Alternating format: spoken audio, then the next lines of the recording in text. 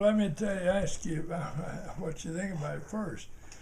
No, one of my things that I think they could do would be to encourage the farmer to set aside a small amount of land to plant for wildlife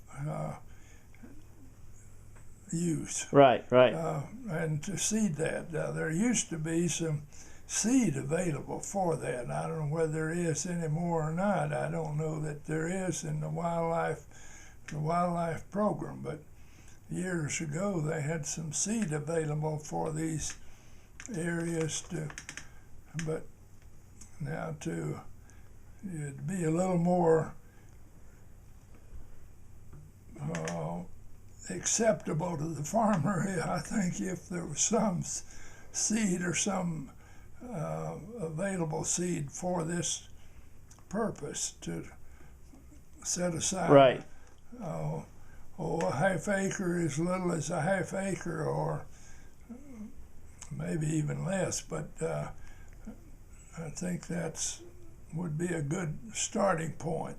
Right. To make a half acre available around the crop fields or in the inaccessible areas of the pasture or the cropland that right. could be a permanent source of food for wildlife, for a cover. And do you see that? What do you think is what's the big picture issue locally that would help mitigate? I guess we've lost our quail.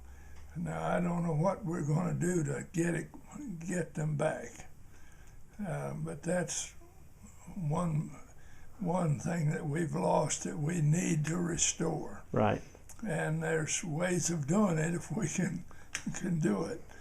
Another would be the turkey production, that they would certainly feed on it.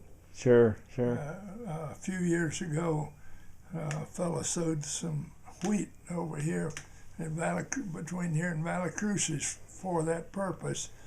And it was interesting to see the turkeys come by there and feed on that just about every day. Wow. For a period of time.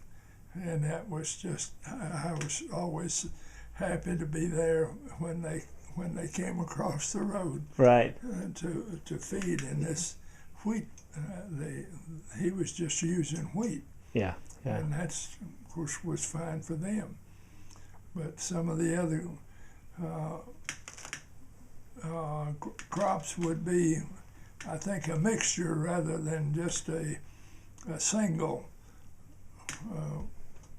one grain. Right. One grain would be better than nothing by a whole site.